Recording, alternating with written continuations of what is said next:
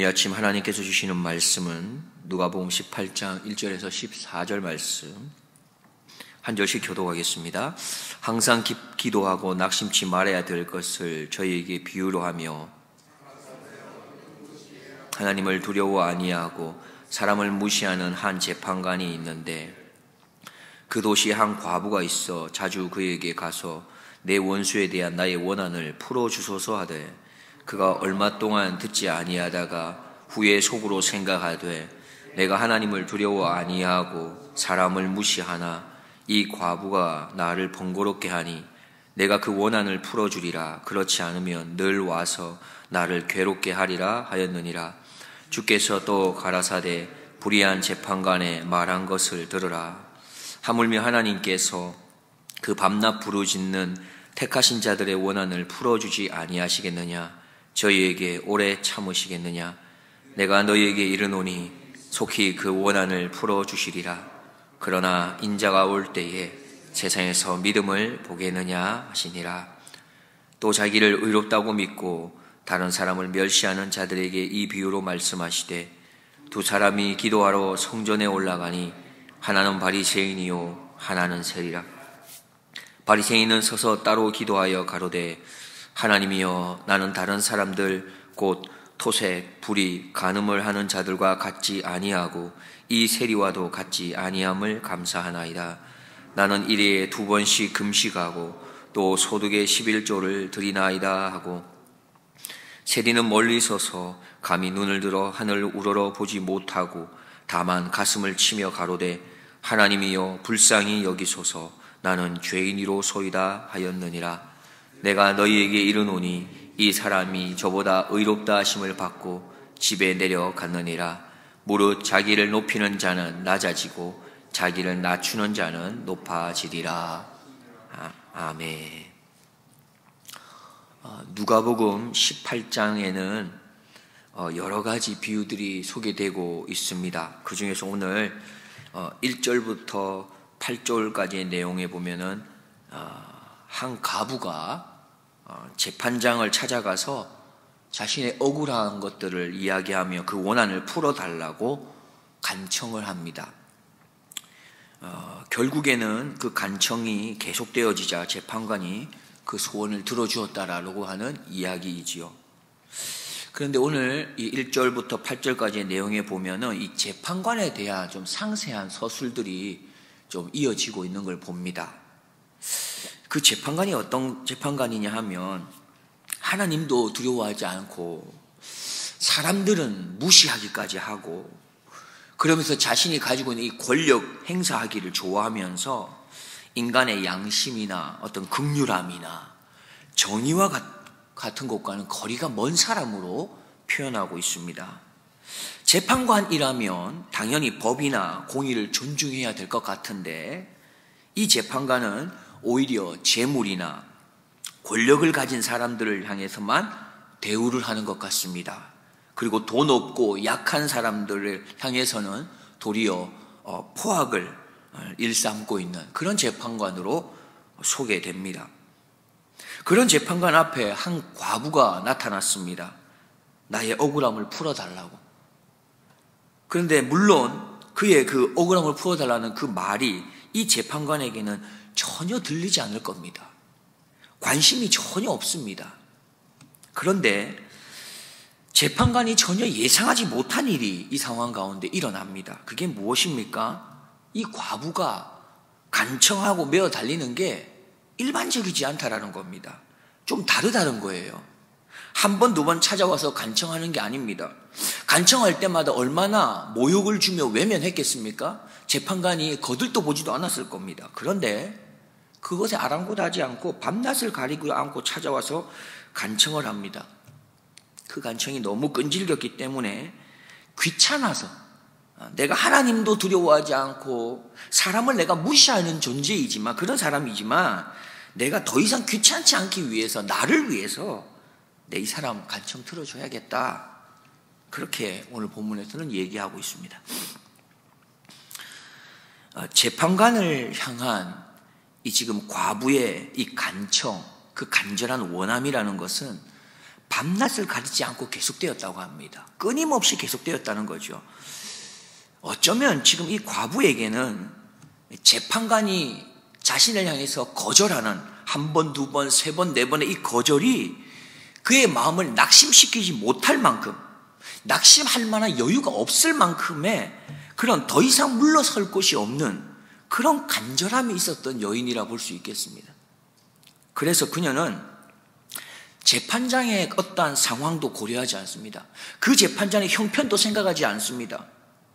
그저 지금 재판장에게 가서 내 이거 답답한 걸 풀어내는 데에만 오직 초점이 맞춰져 있습니다. 그러니까 그 사람이 불편하든지 불편하지 않든지 상관이 없습니다. 그냥 밤낮 찾아갑니다. 그렇게 상황이 상황인지라 과부에게는 염치를 따질 필요도 없고 체면을 따질 여유도 없습니다. 자신의 원한을 들어주지 않으면 나는 살 수 없습니다. 이러한 마음으로 혼신의 힘을 다해 지금 재판관을 찾아가는 겁니다. 예수님께서는 이 비유를 말씀하신 후에 제자들에게 기도에 대해서 가르침을 이어가고 있습니다. 때로는 우리가 기도할 때에 더 이상 물러들 곳이 없다라는 이런 심정으로 절박한 이 과부와 같이 해야 한다 말씀하십니다. 사실 재판관은 불의한 사람이었습니다. 그러했기에 더군다나 과부의 원한을 들어줄 이유가 하나도 없었지요. 그런데 과부가 밤낮을 가리지 않고 부르짖었다, 그렇게 자신을 괴롭혔다라는 것 그 하나 때문에 과부의 원한을 들어주었다 말합니다. 불의한 재판관이 그러했다면 선하고도 선하신 재판관이 되시는 하나님께서 어찌 밤낮 부르짖는 그 부르짖음에 응답하지 않겠는가 말씀합니다. 어떻게 외면하겠는가 말씀하십니다. 거기에다가 하물며 원한을 풀어달라고 기도하는 사람, 간청하는 그 사람이 하나님 아버지의 자녀라면 어찌 하나님 아버지께서 그 자녀의 간절한 그 기도와 부탁을, 밤낮 부르짖는 그 기도와 부탁을, 간청을 어찌 외면하겠는가 라고 말씀합니다. 우리는 다시 한번 정확하게 기억을 해야겠습니다. 우리 하나님 아버지께서는 자녀인 우리의 기도를, 밤낮 부르짖는 우리의 기도를 외면하실 수 없다라는 것이죠.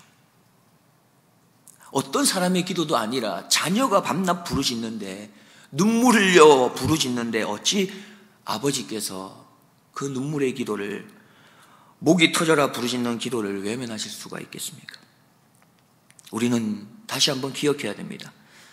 아버지이신 하나님께서는 자녀인 우리의 밤낮 부르짖는 기도와 간청을 결단코 외면하실 수가 없다라는 이 사실을 기억하고, 혹 우리가 정말 어떤 심각한 죄에 노출되어서 그래서 그것을 헤어나오지 못하는 그런 상황 가운데 있다 해도 더 이상 이제는 물러설 곳이 없다라고 하는 이 간절한 심정으로 밤낮 부르짖기를 만약 우리가 결단하게 된다면, 그렇게 다시금 하나님 아버지 앞으로 나온다면 반드시 하나님 아버지께서 자녀인 우리의 간청을 들어주실 것입니다. 왜냐하면 하나님이 우리의 아버지이시기 때문입니다. 다음으로 8절부터 14절까지 내용을 보면은 바리새인의 기도 그리고 세리의 기도에 대해서 또 비유를 들어 말씀하시지요. 한마디로 말하면 이렇습니다. 바리새인의 기도는 자기를 높이고 자기의 의를 자랑하는 기도, 그래서 하나님 받지 않으시겠다 하십니다. 그러나 세리의 기도는 자기를 낮추고 자기가 죄인임을 철저하게 고백하며 나를 불쌍히 여겨달라고 기도하는 기도, 그래서 하나님이 그 기도를 받으시겠다 말씀합니다. 당시의 유대인들은 하루에 3번 기도했습니다. 참 대단하지 않습니까? 여러분 하루에 몇 번 기도하시나요? 유대인은 참 대단했습니다. 열심이었습니다. 오전 9시, 12시, 오후 3시, 그것도 성전에 올라가서 율법 조항을 지키는데도 엄격했습니다. 철저하게 지켰습니다. 심지어 다른 이방인이나 똑같이 자기 동족인 유대인 중에서라도 그 율법을 제대로 안 지키는 자들을 향해서는 정죄할 만큼, 그것이 당당할 만큼, 그만큼 자기는 자기 스스로에게 철저하게 지켰던 것 같습니다. 그런데 그들은 그의 율법을 잘 지켰는지는 모르겠지만 그의 속은 하나님이 보실 때에 악취가 나고 있었다 말씀합니다. 예배도 잘 드리고 성경 공부도 잘하고 교회 봉사도 잘했지만 그게 예수님이 바라보았던 만약에 율법 교사였다면, 바리새인이었다면 이렇게 말씀하셨다는 거죠. 화 있을진저 외식하는 서기관들과 바리새인들이여, 회칠한 무덤 같으니 겉으로는 아름답게 보이나 그 안에는 죽은 사람의 뼈와 모든 더러운 것이 가득하도다.